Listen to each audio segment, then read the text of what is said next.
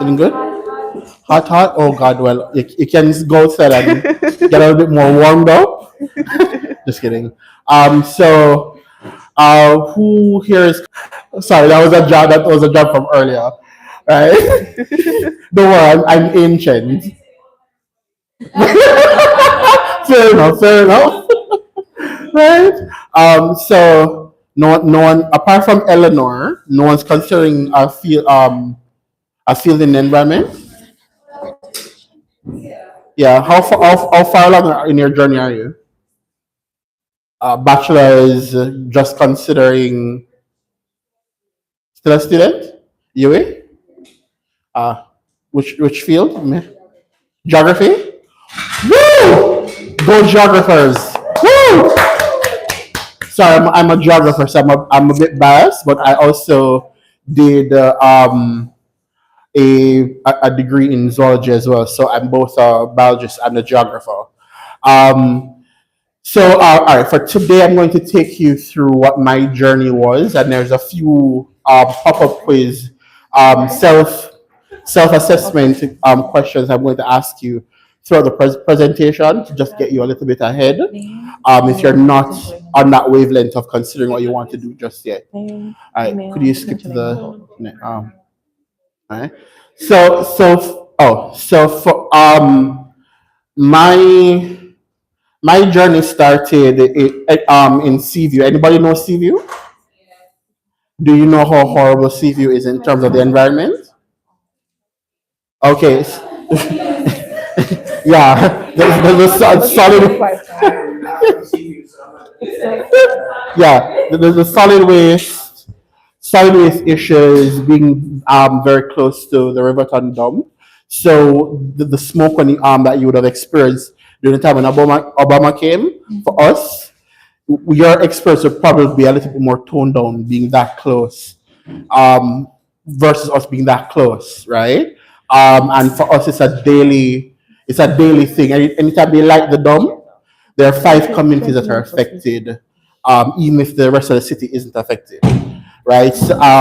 And even when there isn't a fire, like every 6 o'clock, let's just say a particular whiff passes through the community, right? Because when the breeze changes. So for me, being a young person growing up in CV Gardens, you get very inspired about cleaning up the environment. Um, and I guess I suppose the question is why not social work versus the environment? Because of course, CV Garden is also known for crime and violence issues, right? But I'm not really a people person like that. And that's one of the things that you have to assess for yourself. Whether you're a people person or you're more on the background side of life, and you can select accordingly. But some people in my generation, wow, they selected for careers that would bring them outside of themselves, and you have to get very comfortable with what you want to do very quickly, or you can also take your time really. So for me, I went from CV Gardens to UA, right? With that inspiration of growing up in CV Gardens. And then I still didn't know what I wanted to do. So luckily for me, I'll tell you how I started Honeybees Apiary and all of the other stuff, right? So there are a few big ticket items along my career that I didn't plan for. After I reached 24, plan done. Now have nothing on my plan for anything after. So I was a little bit stuck at 24. It's now like what, 13, 14, 15 years after. Um, Skip to the other. So like I said, I did geography zoology because I really want to do environmental science to help clear my community.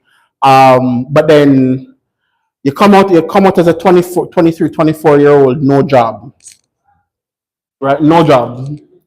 So here my student loan, I had $2.2 million to pay off, right? Having only taken about 750 to 850. Yes, student loan for me wasn't a zero interest rate loan like it is now. And you have to have two guarantors, and you pay about anywhere between $14,000 to $17,000 in the processing and insurance fees. And that's before you start paying back the loan and the interest rate and the other stuff, right? Not very good prospects. And then the thought process is, as an environmental scientist, you're not gonna make no money. I can tell you that that is a lie, right?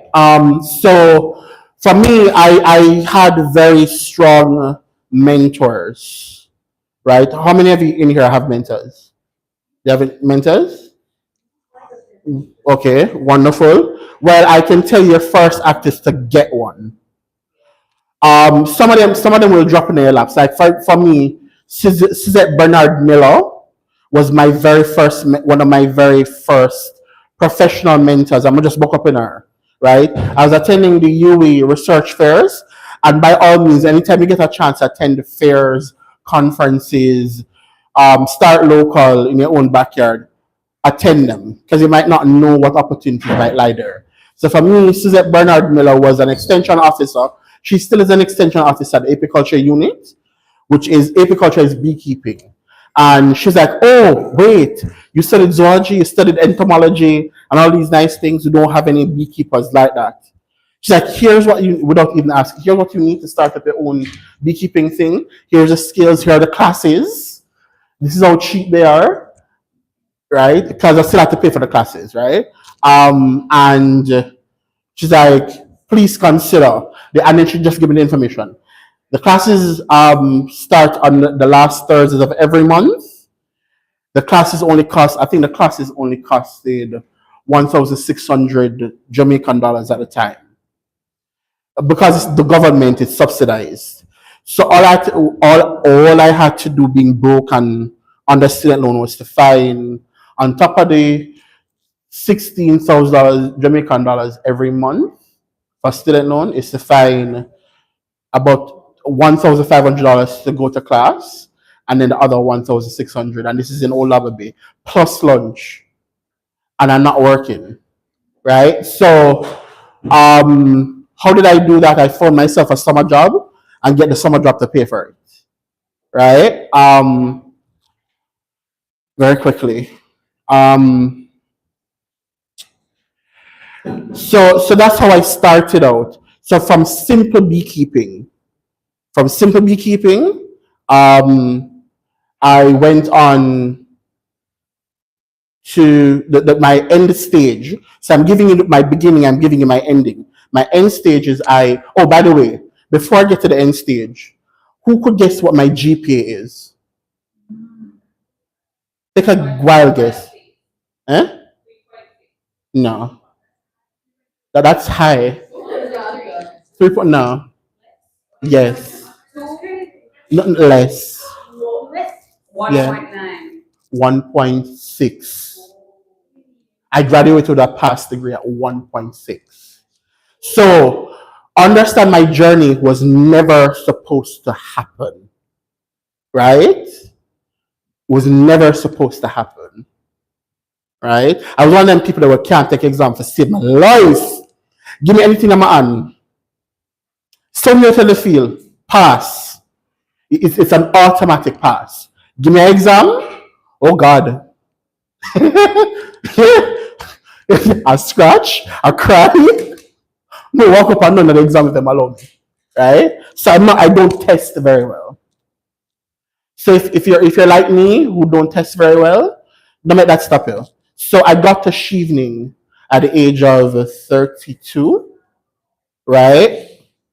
So and the reason why I also said to you, find mentors early. So one of my mentors around there, she might not know. She might not know, and sometimes you have to keep it a secret. So the young lady, one of the young ladies that read my Shevening essay, I'm gonna trust me, never want to read it. Right? But come she gonna crab me up. And the first thing she said to me, Adrian, are you still here, right, Bo? I know the lashing gonna come, right? She's like, no, no, no, you have to, no, no, no, rewrite that. You have to do better. That's the first thing she said to me. It worked out, right?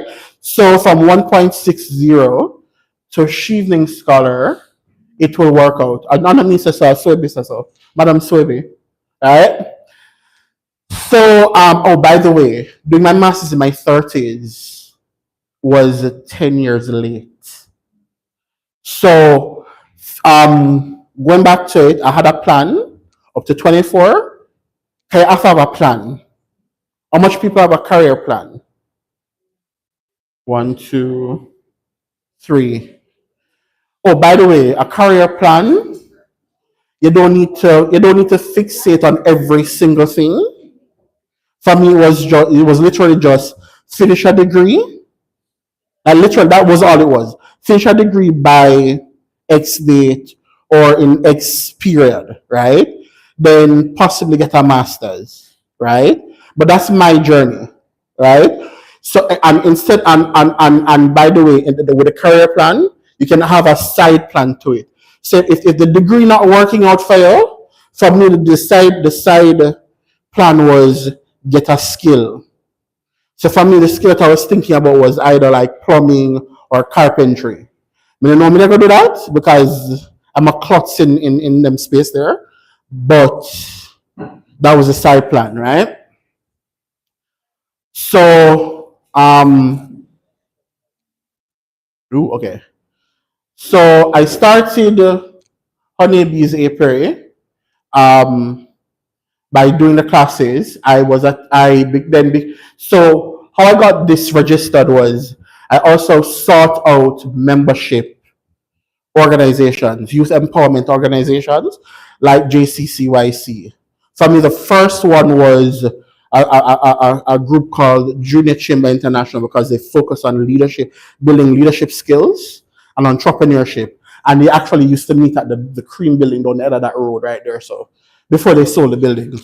And then, but then and sometimes you realize that you fall into, you're looking for something, but you find something else. So I was actually looking for the Caribbean Youth Environment Network, right?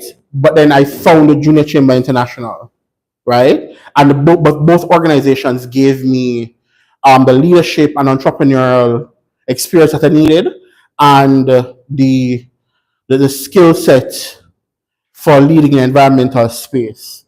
And mind you, none of this was on the plan.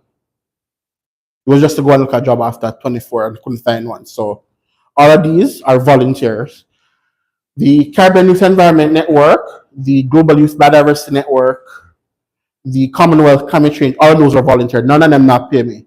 I'm gonna have to find money every month to pay my student loan, right? But I was very selective. I chose voluntary service that would at least give me a stipend or open a door for me, right? So just when you're sitting down, you pull up a list of things that you want to do, and they don't have to be related to each other, right? And then you search for organizations that will give you the opportunity, both voluntary and paid, and you write your CV according to each one. You see, I got Dainalyn to read my thing, or get somebody to reread it. It don't matter if it sounds bad, right?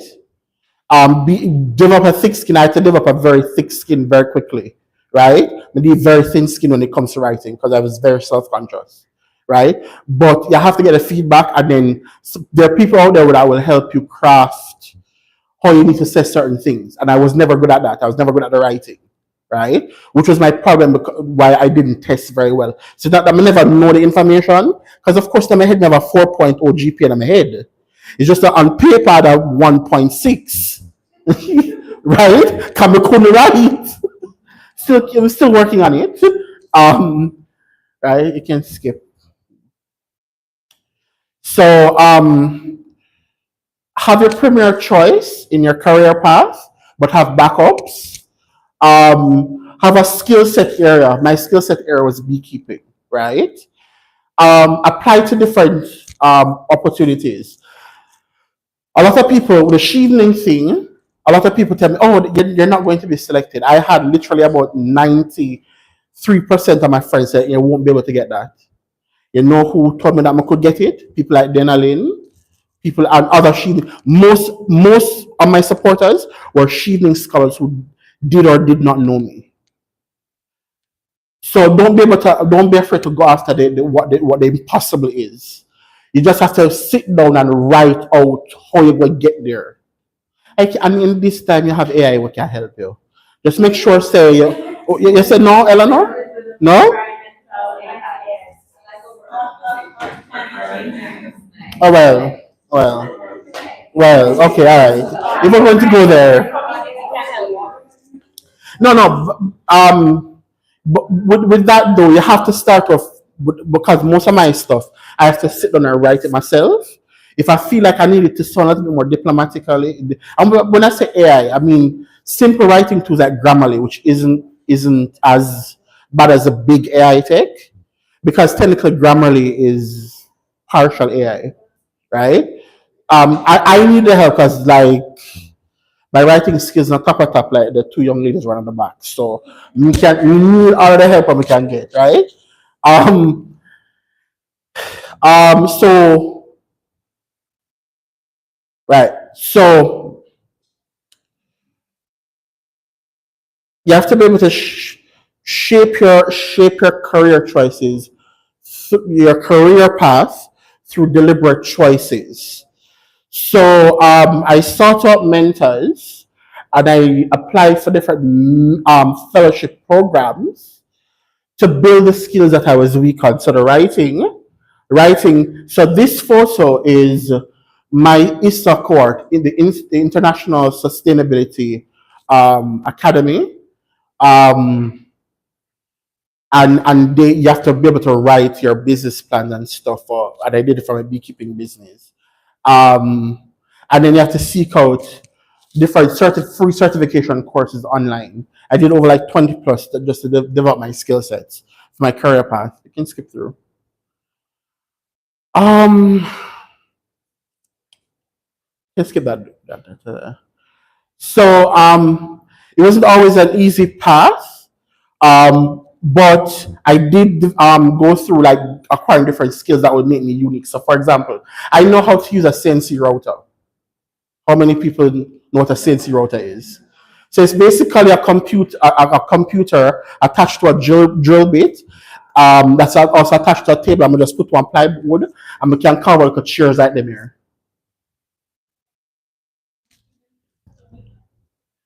Yeah, but it's like a 3D printer except that it's more extractive and additive. So instead of it builds on, you have to actually feed the source material like a plywood in there and it cut out. So like one of those, it's kind of like one of the letter engravers, but it goes right through the thing, right?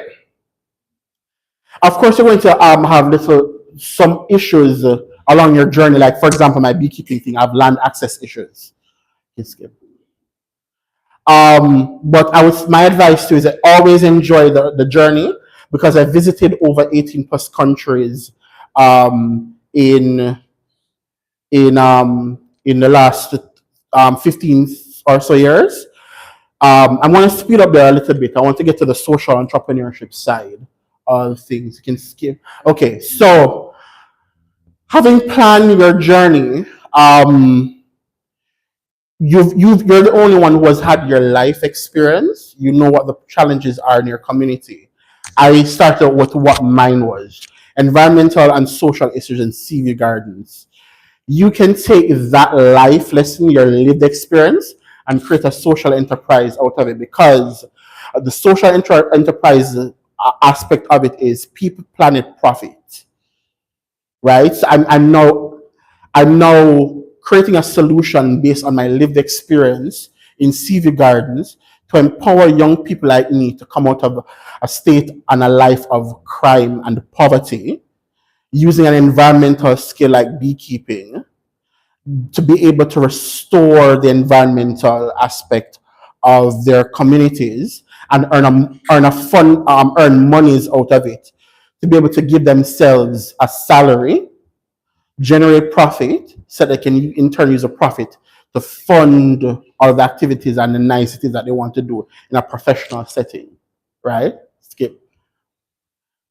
So some examples: honeybees apiary, Tom shoes, and you have some other. No, I want to bring up Tom shoes for a little bit as an example, right? Tom shoes they started with giving out shoes to African children, but they had a small hiccup. They disrupted the shoes market that was already there, and so people who were earning monies in that area got to they got their income taken away because Tom Shoes was flooding the market. So they had to go back and restructure their social mission to include the cobblers in that area. So now they employ the cobblers to make the shoes rather than flooding the market to overseas shoes. So they had to rethink their models. Sometimes those kind of hiccups happen. Like I told you, it took me 10 years to do my master's when I wanted to do it at 25. So those things happen. You can skip very quickly. And it's not required, but always think about an innovative way of doing it. And for me, that was a CNC router aspect of things. You can skip that. Oh, and when I say create opportunities for other, and I might end here before, and I think my last part of it was, but before I move on, so during my honeybees apiary, sorry, old age kicking in. In creating honeybees apiary, I wanted to create opportunities for other people. And 26 students at the Village Academy who live basically the same life I did, right? I wanted to make sure that they got the same opportunity. The only difference between me and those students is that, well, not these two young men, they were my apprentices, but the most, about 60% of that cohort that I trained, they were benefiting from the Child Diversion Act, which means that if you're a young person who committed an offense, that can be rerouted through a training program or a rehabilitation program, you benefit from it. Now, Jordan, this young man who was in the court, mind you, he was just poor, right? He didn't really commit any acts of violence or anything, but he got inspired to, having given a talk at the same school, organized 26 students to do the training. So you also have to be able to empower those as you're going along. Now I'll move into the 10 minutes of question and answer. But whilst you're moving in 10 minutes of question and answer, I'd like you to focus on those questions, right? And whilst you're asking me questions, I'm gonna bounce those questions back to you. All right, thank you so much. Let's thank Adrian. All right, in the interest of time, we're going to see how many questions we can take in about 5 minutes, potentially more, but anyone, feel free. Raise your hand or just ask Adrian anything. Or even if you don't have a question, what stood out to you that you'd like to share? When you were doing your interview for the scholarship, what did you feel like you would have had the most, and when it actually came to the interview? So my Sheveling interview, I'm thinking that's what you, okay. So my Sheveling interview was done online during COVID. Like my issue is the same one for interviews, the same one that I face in exams. I don't test very well, and my views on interviews is it's one big test. You're just doing it verbally. So I was literally shaking. So one of the techniques that I learned to do was, if I'm sitting behind a desk and I can hide my hands, I focus all my nervous energy in my hands, and you'll never know that they're shaking because they're hidden under the desk. I've got an experience now where I know what the exam questions are. Well, exam questions, see there. I got people to pre-prep me in terms of telling me what certain questions they'd ask in an interview, and I go off by myself because I'm a loner. And I kind of formulate a response in my head from before time. I may not answer it the same way, but at least I know what they are. think Madam had a question, man. Eh?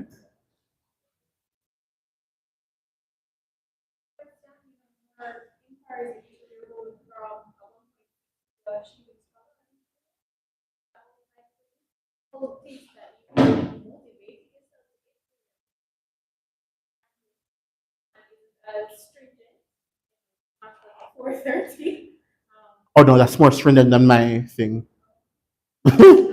Okay, so the last question, last part of your question is a little bit easier to answer because I had heard, like again, Dainalyn and other shooting stars that I knew before told me to go after it, right? So I know Shamoya Jari as well. You guys wouldn't know these names, but for me they stand out, right?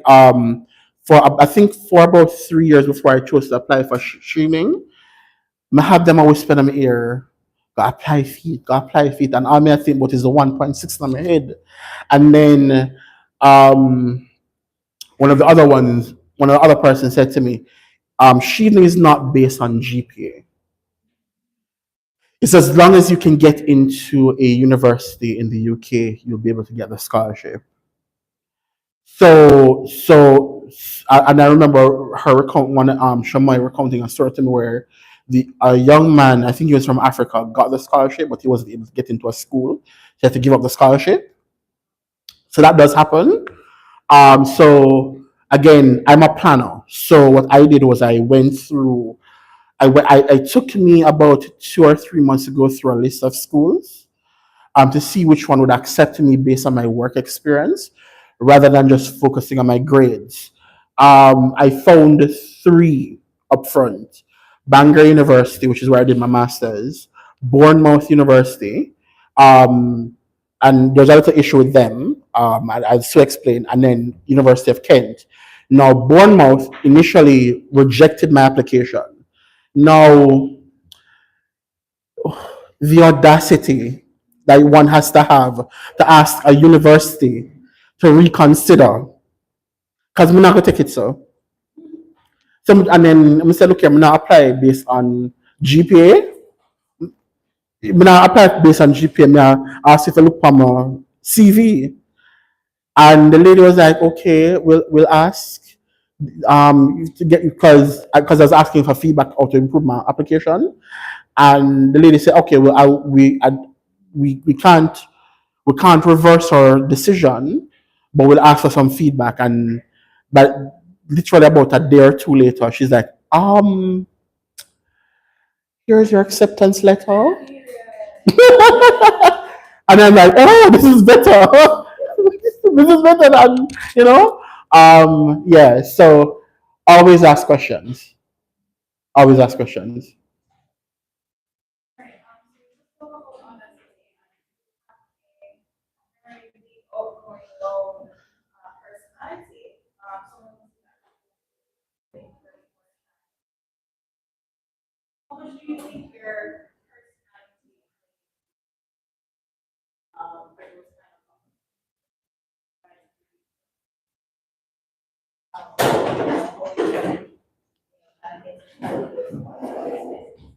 Okay, so you're talking about personalities.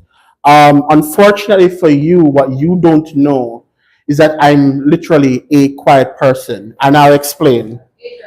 And I'll explain because I saw the look on Dainalyn's face. Um, the personality that Dainalyn and Eleanor normally experiences with me out in the field is, for me as an introvert, is curated for persons to feel comfortable. It's not about Adrian. And a psychologist would say that, but that's potentially dangerous. But for me, I'm very careful. Oh, sorry. I'm very careful with myself. And so I got very, I made sure that I was comfortable first before I curated any kind of personality that exists. So being able to do this, 10 years ago, I could not stand up in front of you without shaking. So the personality I curated for you was also curated for me to become comfortable to speak in front of an audience like this. So this is self first, everybody else second. Then going back to the plan that you have to curate for yourself, it needs this kind of unfortunately, it needs this kind of person and not the actual Adrian that's shy, shaky, jittering, quiet. And if you talk to me, no one wants to speak to no one wants to speak to somebody who seems frail, scared, and just all over the place. Think about the person that you want standing in front of you. The person has to be as polished as Dainalyn is around there. I haven't reached her level yet, but you have to be a little bit more organized, polished. Well, that's why I'm gonna put on my shirt. I'm gonna put on my shirt. It look nice, right? Adrian a couple years ago would probably just put on one old pair of jeans. True story. One old pair of jeans. Right?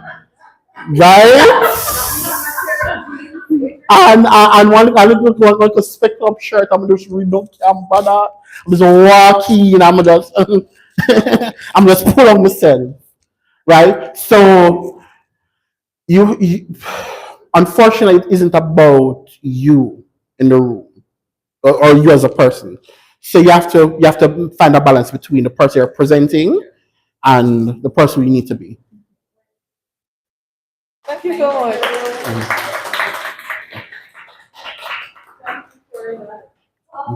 And we have a token of our appreciation for you. Oh, thank you. Adrian, we want to say thank you for always making yourself available, of course, and for teaching us how to cultivate a personality for the masses, also developing thick skin and looking out for that mentor, and not to worry too much about academics, especially when you have a goal in mind. Yeah, man, it's not to worry about it at all. It plays a pivotal role. You just have to put more effort into it than I did. Just a little bit more. Get at least the 2.2. The journey won't be as hard. Guaranteed. Yeah. Thank you so much. Thank you. Thank you. Thank you. Everyone, please make welcome dinner. Swaby.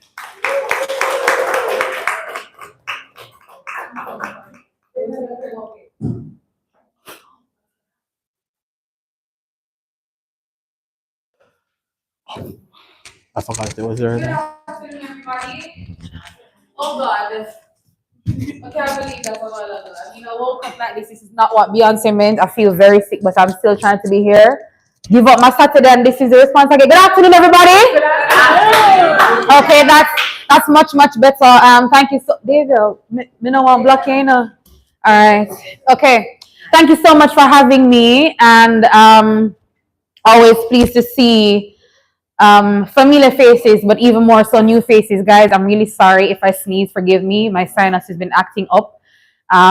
So, oh my God, live. Don't judge me if I make an outburst. So, I'm looking around in the room. There's so many emotions going in my head. So if you see me struggling to have a starting point, is because I'm trying to filter what to say. Because when I step into this room and I see the Jamaica Climate Change Youth Council, which obviously has been no stranger for us who, we've started out in climate advocacy, to see the kind of evolution and to see the absolute new faces, you don't know what it means for some of us who were earlier members and kind of seeing the movement going on. So kudos to the president and the team for the work that you've been doing. And also, I feel like it's a full circle moment to be an advocate and to come here now in a professional capacity to be sharing some of this experience, which is a balance of volunteer and professional roles, all the work that I've been doing so far.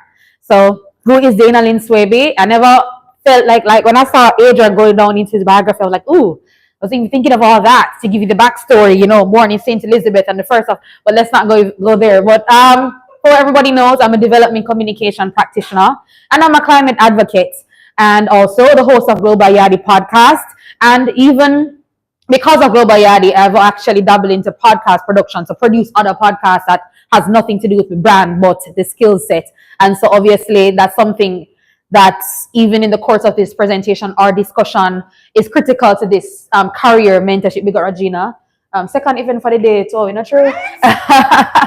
All right. So some of these experiences, as I delve into the presentation, or as I was saying, into the discussion, will show you how you can leverage your professional life with your volunteer life, or vice versa.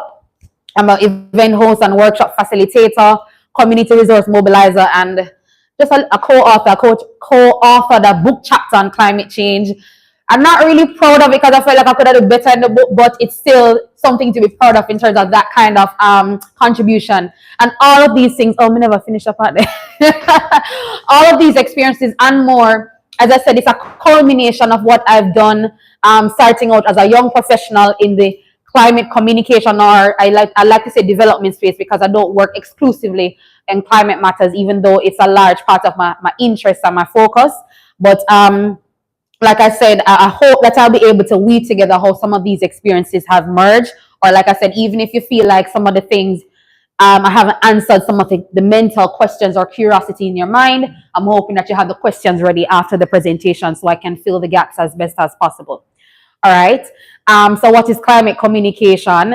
And I'm taking it from this angle because of how I was engaged to speak on this topic. And it's basically the field that focuses on sharing information in relation to the impacts of climate change. So it's not only like science communication. Early on, I always felt a little bit of insecurity because people used to frame climate change as a scientific issue, which in a way, science is the primary validator of climate information, and then media and communication is secondary, because if you're not communicating that to diverse audiences, then we don't understand what is at stake, what's the implication, where's action. And I always have this mantra: you have to be aware to understand, and then from understanding it, understanding brings forth appreciation, and then appreciation leads to action. And so you can't be telling people take urgent action now when they don't understand. In the beginning, it was people thought about climate change as polar bears and something happening afar. But now, with the intensity and the frequency, we all see that it literally affects our daily lives. And so there's a vast field as it relates to climate communication and different elements of what it means to be a climate communicator, or how you can contribute to the overall dialogue, regardless of your skill set or your area of expertise. And so some of the pathways, when you think about climate communication, obviously I'm going to put DevComs at the top because that's what I do. And so similar but not the same, journalism. I even want to comment that even while we may not have a burgeoning climate journalism sector in Jamaica, definitely significant improvement in relation to that, as well as even the Caribbean landscape. When you think about how we have a climate tracker, that's one of the media organizations that's offering fellowships and giving space to young journalists who want to hone their skill set in focusing on climate specific issues. Some of the local stories and coverage from even our young local journalists nowadays also zeroing in on some critical issues relating to climate change. Some of my media counterparts, I'll speak about that as well. I had pathways. I'll speak about that in the skills sector, where even the journalists are important, because like I said, there are different facets even within communication. And so education, I know JCCYC has done a lot of that in terms of the awareness building, and some of us call it advocacy communication, talking about why we need to take action and how, and all of the tenets associated with a lot of the climate, environmental, sustainability issues that we champion. And policy advocacy, very important as well. So the people who are closer to not just the legal instruments and legislation, but the policy formulation, who can review, who can break it down. So in every aspect of the climate and sustainability action, we have people who in their line of work are building bridges for us going towards the greater good. And media production nowadays, from I see in the room our PR team going live, from the fact that you're going to put together an exciting video, and I'm trying to cover as much as I can to show you that all skill sets is welcome in the field of climate and sustainability work. On the media production is vast. Obviously, I'm going to highlight podcasting because that's part of what I do. The people who do so well at managing social media nowadays, it's almost like a given for visibility communications. Graphic design and animation, very critical. One of the things I have not covered on this slide, but I want to ensure that I underscore, going back to pathways, when you think about communication, you can split it in several tiers. For people sometimes who focus on developing communication strategies. So you have the strategic aspect of communication. So the trajectory of an organization, of a project, of a campaign. How is it that you're pulling together all the critical elements, that strategy? A lot of your colleagues or people you may see on LinkedIn who are always talking about, oh, I got this article published in the Gleaner, this and that, and my organization presses me a lot because they love to see the sales in the media, and that's very important. And whether it's on social media as well, the minute you shake a hand, you minute to do something, they want to see it's important that it is represented. You're looking at visibility communication. Again, I think I had touched on advocacy communication. So when you're talking about, deep sea mining and why is this critical, and why is it that it must be transparent, and all the implications of what will happen if we're going out into the final frontier. So elements of that is advocacy communication. And so you have some people who are employed to do all of that, and then some people focus on a niche or sub niche within all of those elements.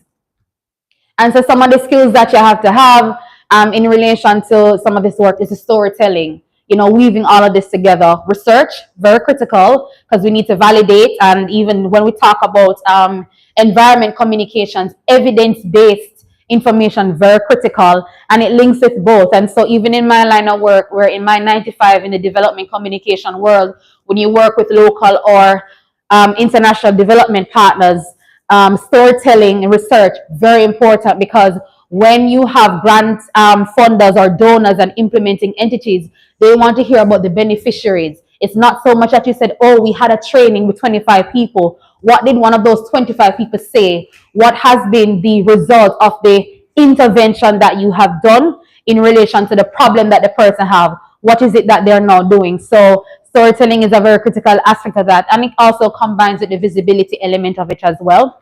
Audience and stakeholder engagement. In my line of work, I engage with several demographies or audience subsets at the government level, with youth, community level organizations, and so on. And so even part of this presentation, I'm expected to touch on networking. Sometimes by the very nature of your work, you're exposed to different networks because of the people who you have to interact with. Sometimes you're able to make good first impressions, but now I realize that as you grow older and you have diverse experiences, the most important thing for me is how you develop lasting impressions. So maybe it's not everybody in the room you can impact and connect with, but if you have one good relationship with, what's your name? Danielle. If you have a good relationship with Danielle, you never know the kind of doors that can open. You get to collaborate with her. She sees how you work, vice versa. And then Danielle can speak in in rooms when you're not even in there. And I say that because that has happened to me a lot of times. When you can't touch base with everybody, sometimes you find one or two people and you say, okay, let me follow this person. Let me collaborate with them. And, the world is your oyster. It goes on from there. Content creation, writing, media relations, also very critical aspect. Like I said, touching back to visibility communications, you're going to need to have to develop good relationships with your media persons. So like I referenced, I currently, in my 9 to 5, I'm a consultant with the Food and Agriculture Organization of the UN. And so a lot of times they have to filter various levels of media releases, whether it's something that happened globally, something that happened regionally. And then, to be honest, sometimes it don't even apply locally with what's happening. And so sometimes I have to try to push and say, call the Gleaner editor, call Observer, call whoever, and say, I have this story. Sometimes they don't want you to be sending the same story. So your organization wants you to publish the media stories in as many platforms as possible, but sometimes the media wants exclusivity. So I feel like sometimes I have to be playing a double agent role, to get this content out. And then even because visibility is very critical to what we do. Sometimes I'm in the field and it was just a field visit, but then I have to know how to spot the story and go to my JIS friend and say, hey, we're having this very exciting project where we're importing some fish tanks because we want to improve the fish stock in Jamaica, this and that. And I have to send her a media pitch because she said, okay, JIS don't like to publish news releases. They want to write from scratch. So sometimes I just send a little media pitch and give her the contact information, prep my team internally. And then, sometimes the story comes out, it doesn't. It's just what we have to do. But then over time, I try to be reliable. So even if I can't have 10 good media friends, I know sometimes if I get one person from JIS, because sometimes I don't know if you pay attention to some of the articles, you realize that sometimes other media houses will reprint what GIS sends. So sometimes I just try to use the one bird, a bird in the hand, worth two in the bush, when I'm trying to publish certain stories through GIS. And so if you try to even just be responsive, getting that person the story first, or just, trying as best as possible to facilitate, you find that over time people will start to return the favor, and it's not as hard to push and pursue your agenda. And so even I'm speaking about media, I'm aware that some of you, this may not be your vocation or area of interest, but I hope that the things that I'm saying is easily transferable to any context or any setting. So not yet, only because I wanted to exhaust the other skills. So just looking at what I just spoke of with climate communication skills, can you think of any other skills that you think might be important to this kind of work? So I'll talk about storytelling. Or you think pretty much summed it up? Nothing else on the climate communication?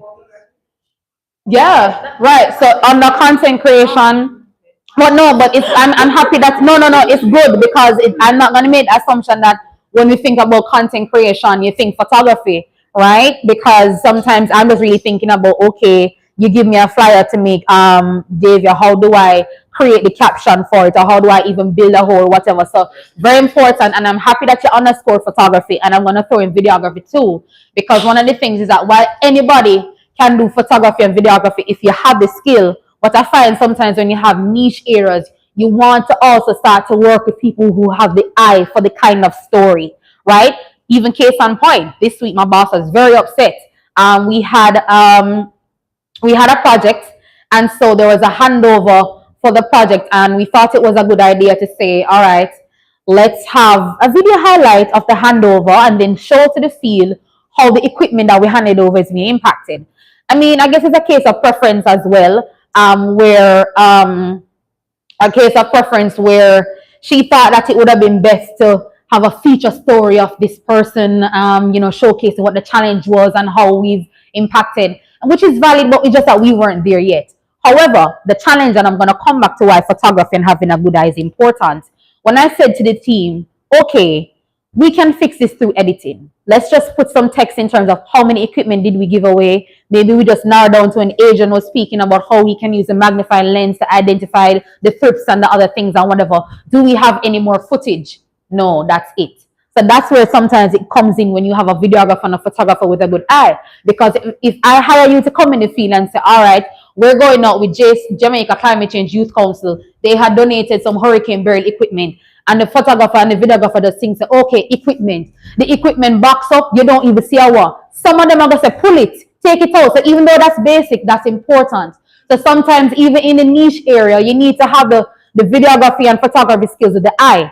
I will go back to even yesterday where same project, we were doing some seedling distributions, hot pepper seedling distributions to several schools in St. Mary. So 5 schools were tired. And then the time is going as well. But then when the plan was, all right, because we've captured we reach a saturation point of the same thing, planting, interacting with the students, all of that. And so even though sometimes it makes sense, even if it's 10 locations, you might see 10 different things, but we reach a saturation point. And so the team said, all right, the next school we go to, we're just going to do the handover and we leave. When we go to the next school, I see the kids. These are high school students now in overalls and water boots. And I say, I know it's a handover, but they're going in the field. I'm not going to pull up to a school where people in water boots and overall ready, and I don't capitalize on that opportunity. And so I said, okay, guys, just get to digging all of those things. Well, 5 minutes and we just did slide 3. All right. So I'm just trying to get as visual as I was saying, because some people just say, all right, we say handover, so, but that's what I mean. Sometimes when you have a good eye, because everything comes together to tell the story, because especially in the space that I work, is a story that convinces the donors and the implementing entities that impact has happened on the ground. And so how it started, I started as a young intern, so big up the organizations who believe in creating internships and providing internships for young people. So this was very important for me. So I was at school, UE, Carmack student, and my lecturer said, who wants an internship to work with. I don't even remember what him said, but you know how everybody else talk, but job hard to get, where you gotta do this and that. And one day he said to me, Dainalyn Swaby, and I will say to you, I can't say all your first name and last name because I don't know them. But people in this room, jobs are out there. It is you who must be qualified. That's what Dr. Livingston White said to me, and I never had the fear of how am I gonna find a job. Jobs are out there. It is you who must be qualified. And so I applied for the internship. It said volunteer, but me no say in a international terms volunteer. Me said them I'll give a local stipend.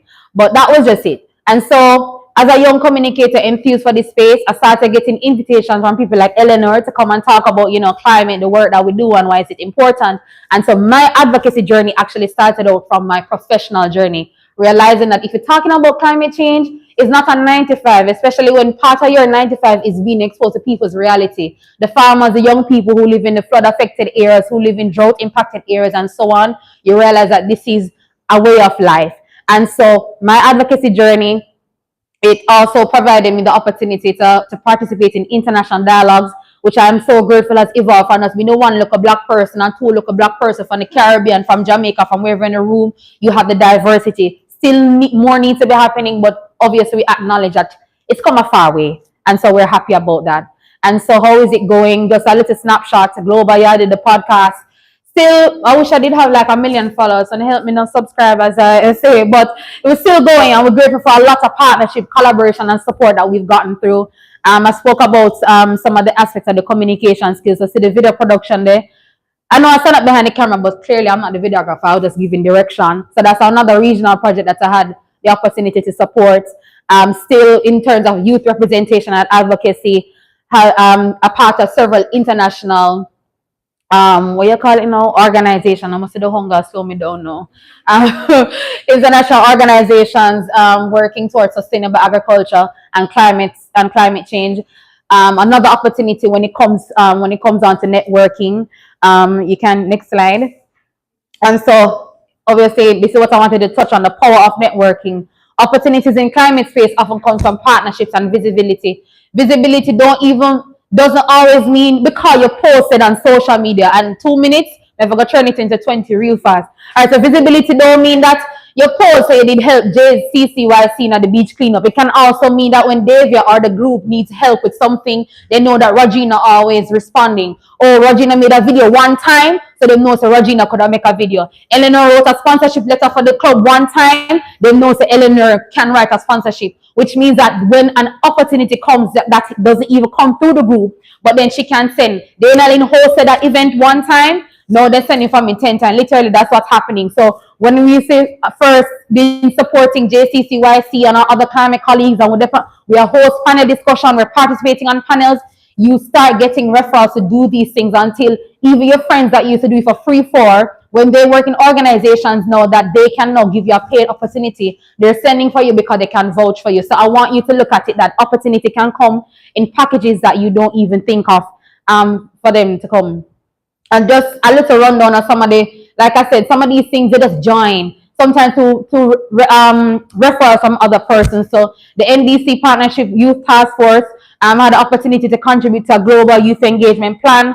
World Bank ambassador programs had the opportunity to contribute to a position paper. So the book here me there talk about boy, kind of elements, right? But I'm saying all of this to say, even if it's one person you want them really take tea with when you're on these things, sometimes it can come back to you in terms of the opportunity and that's the experience. If you say you're a climate advocate, for me, it gave me an opportunity to not just contribute to publications, but interact with people on a global platform, to some extent. But for me, they're not necessarily in any order of importance. But you see, these last 4 young people for action on climate change, Girls Care, Jamaica Climate Change Youth Council, well, get those, or local partners, I think I've had the best impact through the work that I've done with my climate colleagues here, the kind of growth, the kind of exposure. Even JCCYC, when I used to be on the comms committee, the exposure to the communication infrastructure and the networking, those, even though you're doing these things in a volunteer capacity, I'm telling you that some organizations,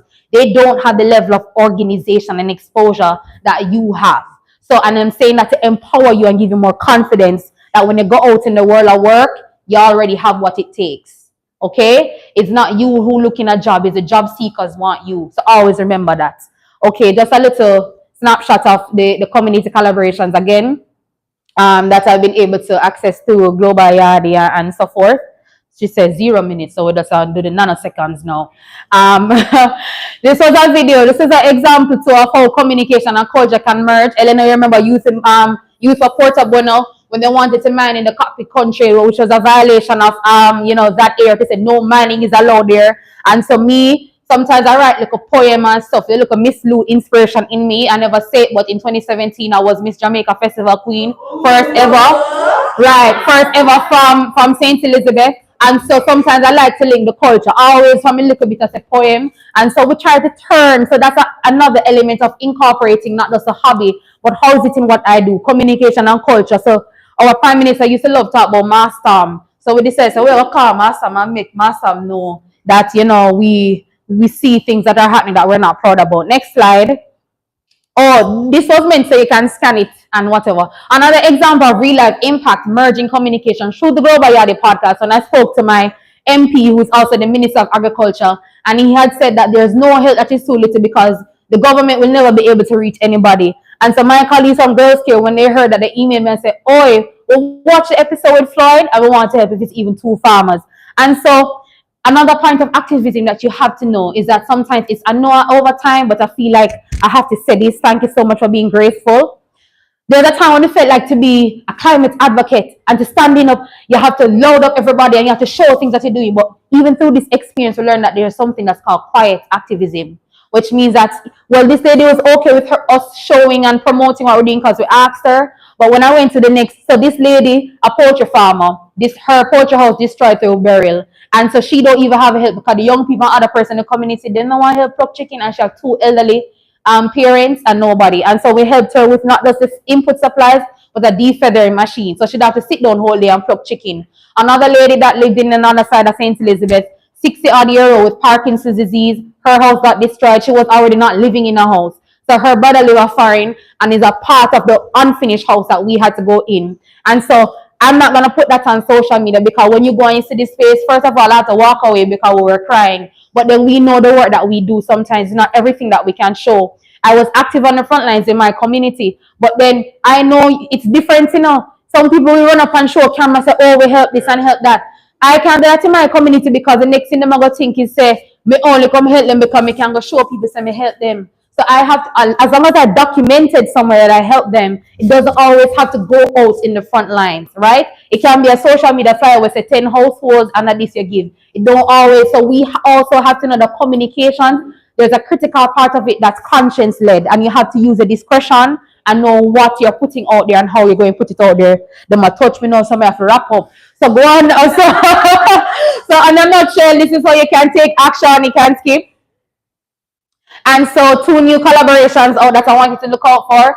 My podcast sister in Trinidad, we signed up for some ambassador program, and years ago we never know how we're gonna collaborate, but we know that something's gonna happen. I've participated in this event every year through hosting to performing now, co-organizing the Caribbean Women for Climate Justice. So we're looking for speakers and so on. So look out for our flyer promoting, and with the Jamaica Environment Trust, gonna be doing a short series called Environmental Defenders in Jamaica, looking at the Escazú Agreement. Raise your hand if you know about the Escazú Agreement. All right, so if you don't, make sure you look out for the podcast. Tankono. Please scan and subscribe to the podcast. Even if you're not gonna listen, if you know, just subscribe and follow. Make the algorithm. Look at me saying my name wrong. Anyway, make the algorithm know that people out there want us. Thank you so much for your time. Forgive me for going over. You want to do the presentation? Okay. Stitches burst out. Okay, even though Dainalyn is a little over time, right? On point. On brand, not true. I'm going to use this as a point of personal privilege, right? Because I love that you touched on Hurricane Beryl. See the three of them, yeah? And this, so sorry to cut you, but my favorite thing, an aging man cannot rewrite his youth, but youth can rewrite their future. So you have many times to start over and pivot as much as you want. So always remember that. All right, so when it was Hurricane Beryl, I wanted to give up some care packages as a tool. So funny enough, I reached out to Eleanor, who tried to link me to Dainalyn to see if we could also give out care packages. But for anyone who has a When I tell me, they question, tired though. now is the time. Regina, you can ask in a WhatsApp, but maybe for the benefit of people. Yes, it's true. It's true. Question though. We talked a lot about storytelling and networking. But my question is networking. You mentioned that the key to it was developing a lasting impression. Yeah. So my question is, do you have any tips and tricks? I don't have a major thing. A Dainalyn playbook is the loudmouth and whatever. But guess what? I'm always intentional. So I'm never the kind of person, even if it's Lisa Hannah. Oh, speaking of Lisa Hannah. Even if it's or somebody that you want to talk to, if I don't have a reason to speak to Davia, I'm not saying anything. I must come from a point of whatever. So even about Lisa Hannah too, sometimes they can be short and intentional. Never forget when I just reach somebody introduced me to her and I was telling her about the podcast and so forth, and she gave me like 3 quick pointers, deliberate to the point, but very intentional. So for me with networking, Rodrina, is always finding alignment. So if you have something in common with the person, or if you're going to, if you're going to an event and you know that Davia is going to be speaking, if you don't know nothing about Davia and you want to talk to Davia after, read up about her now, or find some, so make sure that you listen intentionally. So you could say, okay, Davia, I really love that you spoke about the hurricane burial. Just like how you just mentioned the point of alignment. So always find some things like that. So if you don't have nothing to say, nothing wrong, because sometimes people can tell when, oh God, whatever. So I always say find a point that is aligned. If there's a genuine element of the person's work that speaks to you, or if you have some sort of, like you're saying, oh, I'm trying to develop my podcast, or oh, I'm trying to develop this and I see you've done it. What advice? Those kind of things work. And then if some people, what they do, they follow people on LinkedIn that always engage with their content till over time, every day they know so Regina go comment. It works for some people. Right. Yeah, man. Yeah, man.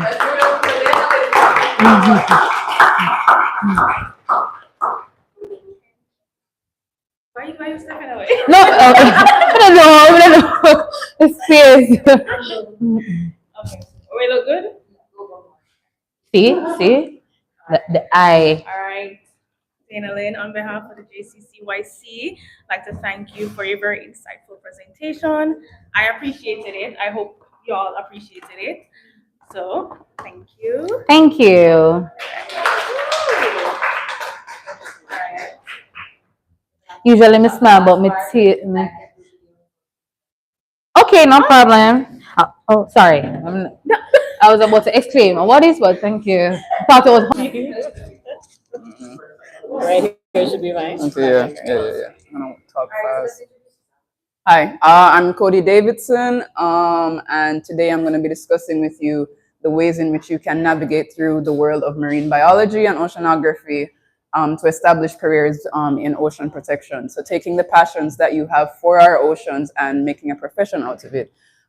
First and foremost, I want to thank the JCCYC team for allowing me to have this platform to share my insights from the lessons that I've learned in the 5 or 6 years I've been within the profession. Can go to the next slide. So what we'll be covering, I've split into 3 sections. The first being preliminary steps that I believe that you should take to establish a foundation to build off of at the start or in pursuit of your careers within the field. And secondly, I'm just going to highlight a few of the jobs and projects that I've been involved with, just to kind of showcase how diverse the job options are out there and how they link back to marine protection one way or another. And then finally, just going over some opportunities and programs that you can engage with that are centered around career building for young professionals in the Caribbean. So again, hi, I'm Cody. Most recently, I was the lab technologist at the Port Royal Marine Lab and Biodiversity Center. That's one of the 2 twin labs attached to the University of the West Indies, Mona. And for my time there, my roles were centered around maintaining and preparation of the technical and scientific outputs at the facilities of the lab.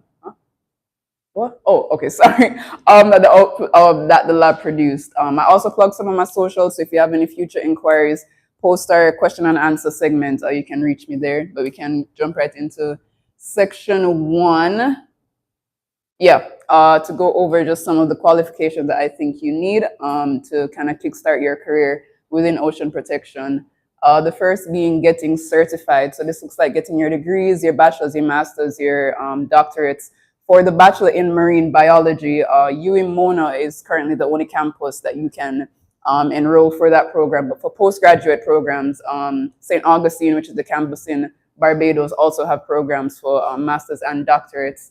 Licensing. So licensing within the field can look like your fishing license, your scuba license. I was blessed with the opportunity to get my coxswain's license, which is the licensing that you need to be able to captain a vessel within the harbors of Jamaica. But going back to scuba, there is a undergraduate course within the marine biology program that you can enroll in. It's a summer course, so it's not mandatory within the degree itself. But I took the route for all of my licensing that I've gotten thus far independently, because there's several facilities across the island you can do this. Alligator Head Foundation, Discovery Bay, which is the second twin lab for the university, Yardy Divers. So based on your accessibility and availability, you can look into those facilities to get that done. Jumping into developing your skills. So the skills that you learn within your undergraduate program or whatever educational program you find yourself in is something that can be taken for granted. So learning how to use a microscope, learning how to write and decipher scientific journal articles, those are all things that you will be using for the rest of your professional career. For those of you who are currently enrolled or have been involved with life science department or science and technology overall, it can be a very overwhelming faculty, because I'm sure you know science is a very dynamic and intricate subject to be a part of, but the things that you do learn there, the theoretical and the practical aspects, are quite important. It's not just your lecturers trying to stress you out for the most part. These are things that you will need to do in order to reach a level of expertise within the fields.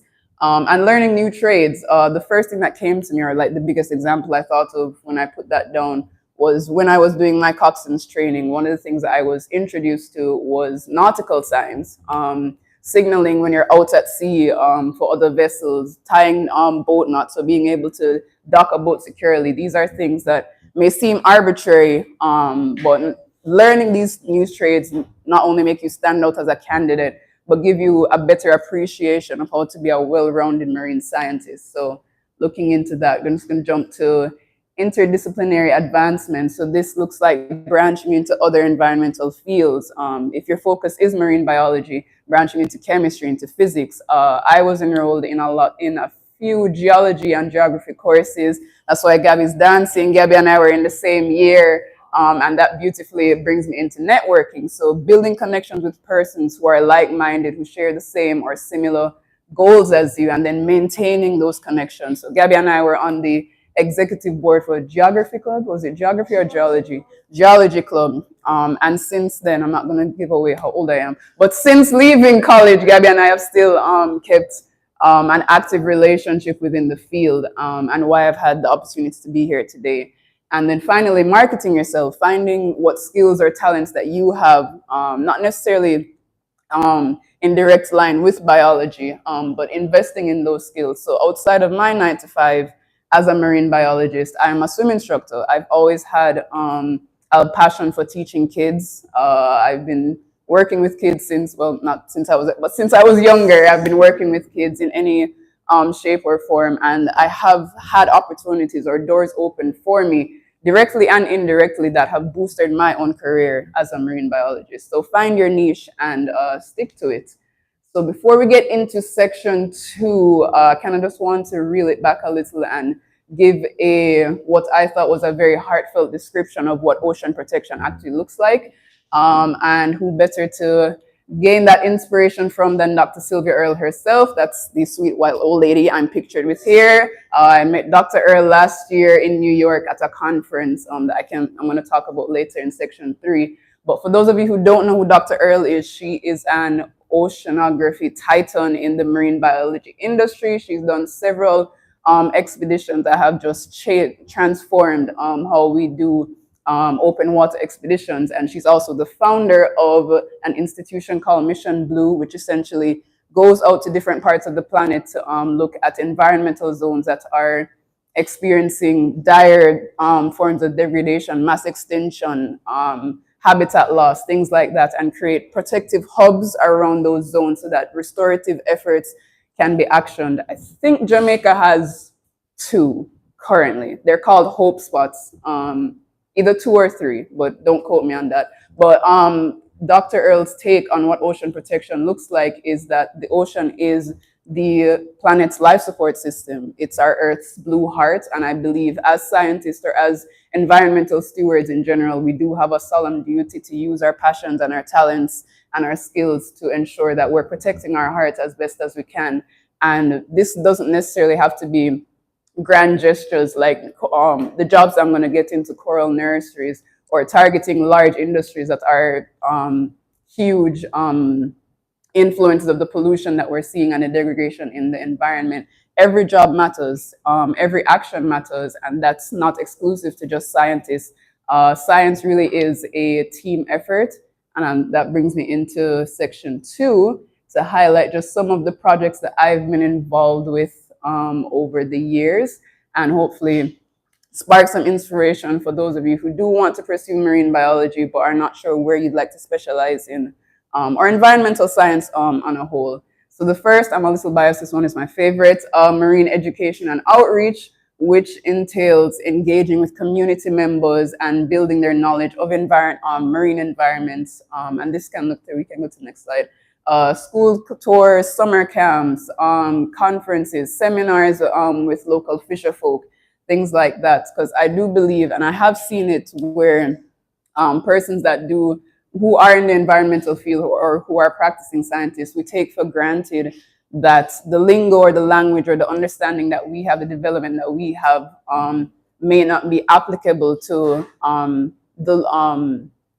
the locals within the area who are also experiencing the same thing. So going back to what Adrian said and going back to what Dainalyn said, this really is a group effort between everyone because we do have a shared planet. So being able to reach persons who wouldn't have the opportunity to be out in the water every day or to actually see for themselves how it is that climate change is actually impacting them, or how it will be impacting them in the future, because their focus right now is just putting food on their plates for their kids. They're not thinking about the scientific outputs that climate change is causing or will cause in projected time for 10 years. So reaching them where they are so that they can develop that same drive or that same passion for the environment and focusing specifically for our oceans is a great way to do that, is through outreach. Moving into environmental management, which is essentially just, I think, more a forefront job that people think about when you think of ocean protection. Mitigative efforts, these are your cleanups. You can go on to the next slide. These are your cleanups. These are building coral nurseries, making remediative efforts to kind of stabilize the habitats that we have within the with the resources available to us. So these, of course, are not permanent solutions to the problems that we're seeing with trying to protect our oceans or trying to protect the environment overall, but that doesn't negate the importance of still being active with doing these, still going to clean up, still checking the seafloor for garbage, still trying to restore our coral reefs. So this, again, is another important job that I wanted to highlight. Can you go on? This one was more land-based. This is surveillance and technology, which includes inspecting like marine vessels or equipment attached to these vessels. I keep moving over, I'm so sorry. Marine vessels and equipment, so their anchors, the engines, stuff like that, and making sure that the quality of these instruments or the vessels themselves are up to code in accordance with whatever governing body set that standard. So for Jamaica, that's the Maritime Authority of Jamaica, and this kind of branches into a little bit of the engineering aspect of marine tech or marine maritime industry overall. Another thing that I have noticed over gaining this experience is that it is an undervalued arena of our subject, because we take for granted we just jump onto the boat, do what we need to do, and come back. We don't actually try to make the effort to understand the operations of these mechanisms and how they are operating at their full capacity, understanding how the machinery works, which one is best suitable for this vessel, etc., etc., etc. What size anchor should be used for this boat, those types of things. So again, I put this in intentionally just to show that it really is not just you just going out to swim and then coming back. Every single step that you take in towards actions of ocean protection is significant and it's important. So if you're not really savvy for going out to swimming and you like to use your hands and get gritty, that's a perfect a place for you to start. And kind of staying in maritime is vessel operation. So captaining the boat, being a deckhand, can go on to the next one, and just making sure that before, during, and after for these excursions or scientific expeditions that you're doing that to your best capacity, assisting scientists or divers when they're offloading or unloading their gear, being able to dock a boat successfully and efficiently based on the tools available to you. Again, this is something that you may just take for granted because all you're taught is write labs, go out to sea, come back, and not take into consideration how it is that you do that with each step. And go on to the next one. I'm trying to go fast. Data collection and assessments. As the name suggests, this is going out into the field or whatever environment of your focus study to collect data based on the impacts that you may have been noticing that these areas are having. So that looks like your mangrove forest, your seagrass, your corals, your sand dunes, and that can take the shape of doing sampling for specific organisms within the area, not necessarily based because of a negative impact that they may be experiencing, but just to check their patterns of behavior, their migratory, their reproductive, their feeding, and figure out based on that information that you do collect, how it is that you can then put in protective efforts to make sure that the balance of those systems are not disrupted to the best of our abilities. Because even as scientists, we are in some way, shape, or form, whether we want to or not, do disrupt that flow when we enter into these environments unknowingly. So making sure we're doing our part to make sure, to ensure that not too much anthropogenic, which is human based impacts, are causing detrimental or making the situation worse. And then for inclusion of other industries like tourism, when they want to put up hotels or put up houses or stuff, or beach houses or stuff like that, checking the health of those environments and stability of whatever substrate they want to build on is another aspect of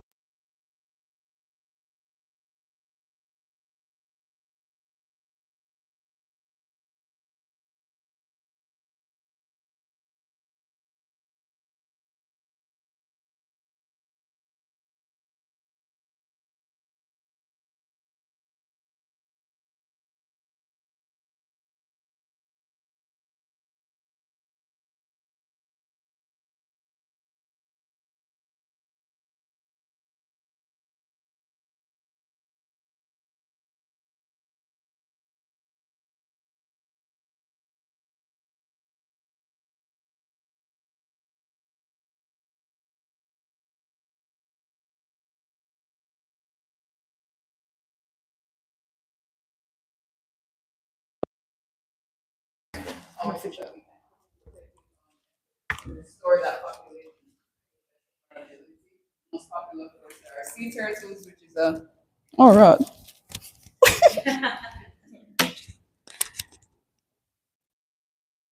We're good? Yep. Okay.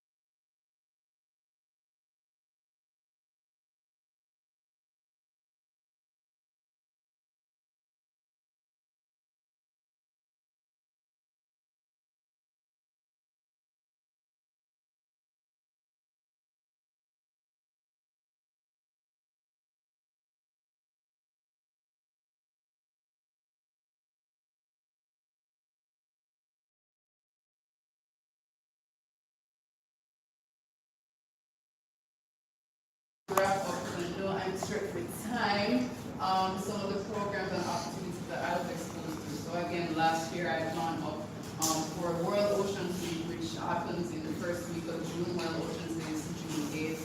I went to Explorers Club, which is a club in New York City, under Ecosystem Caribbean, which is a Caribbean group that is centered towards boosting the careers of young professionals within the marine biology field. And I got a chance to speak, thanks God, I got a chance to speak on the deep sea mining and the impacts that we're already seeing through the little knowledge or the limited knowledge that we have. So joining groups, just like those that are geared towards fostering young minds who have that drive or have that passion and want to do something with the talents and the knowledge that they have to protect our oceans is something that's very crucial. Networking can carry to so many great places. I've never been able to speak on an international platform if I hadn't taken the initiative to join Ecosystems Caribbean, to join Planetary Alliance, Caribbean Diversity Fund. So the groups are out there, so definitely take that initiative. It can be intimidating, I know, but it's the benefits that you reap are just substantial. And then within those organizations, we do have sorry, yeah, so within those groups, there are opportunities for you to be financed for any passion projects that you might have, not necessarily geared specifically towards ocean protection, but anything that has been on your heart, whether locally or regionally or internationally. And then to bounce off what Adrian and what Dainalyn have been saying, volunteer. Yes, there's no money involved in volunteering. I don't know about that. But the experience and the ability to be able to create new connections with the person within these organizations is, I believe, invaluable. So groups that I have taken part in, and I feel like we should also look into Jamrock Initiative, that's Jamaica Initiative, Araka Vessel, again, that's with helping with the sea turtle hatcheries, which happen between August and November. CCMI, of course, GCCYC, groups like this. So branching out in that way and putting that experience and then having that experience documented on your resume, thank you, Daniel, is something that I think you should definitely put a lot of emphasis on. And then finally, coming to conferences like this, finding yourself in spaces where you can gain information outside of just the classroom on how it is, and to gain inspiration as well and see that your dreams are not arbitrary. Your dreams are not too far out there. There is a pathway set for you, and with the right people, you can definitely get there. So dumb.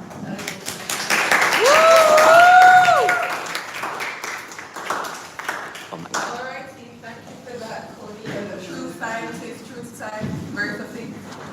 Daniel, you can take off the. It's dead. It's We're going dead. to have time for at least one question. Two questions, go ahead. Okay, so what can we as everyday citizens do to decrease or prevent legacy garbage? Legacy garbage, okay. Pollution is the overarching problem that we're seeing a lot in our environment. I know it can be a little exhausting to hear, stop using the paper straw, use the metallic straw, stuff like that. Keeping educated on actual practical ways that you yourself as an individual can reduce your own litter intake, and taking initiative to tell persons about recycling, about cleanup projects.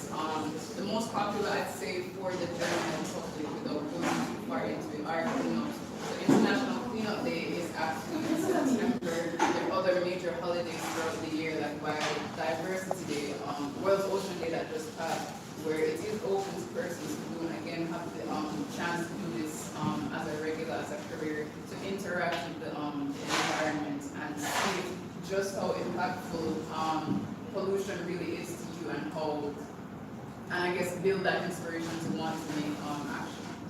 For those of us who aren't marine biologists, can you just let them know what legacy garbage is? Yeah, exactly. I was lost from the start. I I was so lost. Essentially garbage that has been building up Over the years. Okay, so that's okay. Makes So sense. one specific example that comes to mind is out in Port Royal. I don't know if you've heard Refuge Key. Yeah, Or so it's one of the keys along that stretch of islands, kind of like Line Key, about like a 5-minute drive away from Line Key. That is Not a drive. direct line of the 21, I believe, gullies. Don't quote me. I think it's 21 gullies that empty from the Kingston metropolitan area. So over time, because gullies are really for stormwater, but because persons who don't have access to proper disposal facilities, they'll just throw their garbage in there, and garbage can look like a plastic bottle to an entire refrigerator. Yeah. Every piece of garbage that you see within those gullies end up at Refuge at some point or another. So over the years, over the decades, there was a time where I did a survey to check the pollution rates that were happening at Refuge. The garbage came up to here, and that's after cleanups. So legacy garbage is just a generalized term that we use to describe what the severity of it, to give an understanding that this is just a build-up of not cleaning up one, and then the improper facilities that we do have across the country, specifically in Houston, for garbage disposal overall, because it really is a culture thing. The first thing people with a gully is garbage. So yeah, that's essentially what legacy garbage is. Thank you. I also have a question from Dainalyn. Yeah. Yeah. By the way, I picked up 1 and 2 people from your slide, and that's why like first time I'm meeting you, so that's how we work things together. That's why I say you just need to know one person and it's all connected. So when I actually had the opportunity to facilitate a workshop, projects, he's private, I can't remember the long name, you know, but one of your colleagues, Chantel, I saw her, and Dr. Trench, and some others from here and other here. And one of the issues that they were talking about was how they need more young people in the field. And so even in the business of climate change, I was talking about, you get involved, you need help. So I don't know in terms of at the tertiary level, let's say, or what would you say, how is it that you can get young people involved? And I need the youth to listen because now we all talk about young people giving the chance. And when I heard him say that, I have a mentee who is a marine biology student, and I actually sent her an email introducing her to Chantel and saying this is a good network to have those wake activities who may try to find work. And I don't think she's made a connection. So what advice or what advice would you say would you give to young people to get them more interested and engaged in this kind of space, even if they're not going to pursue academic knowledge? To get more interested, bring more people Into the right, so they're trying to find out where the gap is. You're trying to get them to meet people, and then know they're gonna leave school and know square one if they had certain people in the room. So I'm just trying to see where's the gap. They said young people not in the field, but then the young people, is it that they don't want to get engaged or about the integration versus, going to your church to watch or going on one of the, I don't know what's happening. I can't speak for everyone, but a pattern that I did notice is that the time it takes, because again, I've been in the professional field for between 5 and 7 years. It does take time to build that resume that I currently have. So I do notice that it can be frustrating, especially in the Caribbean, because for STEM majors overall, it is very difficult, because it is a very competitive industry to be in first and foremost. It is very difficult and kind of disheartening when the limited spaces that young people who have to enter these spaces based on the skills that they already possess from undergraduates and from other outside explorations to want to pursue that. And then the myth around that STEM, there is no money in STEM. There's money in STEM. I promise you. There's loaded. You can be loaded. So I think just having those misconceptions overshadowing or kind of just disheartening young persons who want to pick up the mantle to pursue that has been a huge issue that I've noticed, at least I personally noticed. So I guess creating again spaces like this where those myths can be debunked and giving inspiration that it's not an impossible dream of you to have to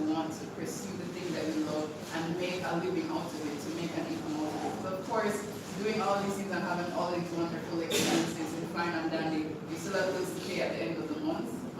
Letting or giving the reassurance that that is possible, both things can happen for you here in Jamaica or across the region or wherever your heart chooses to take you.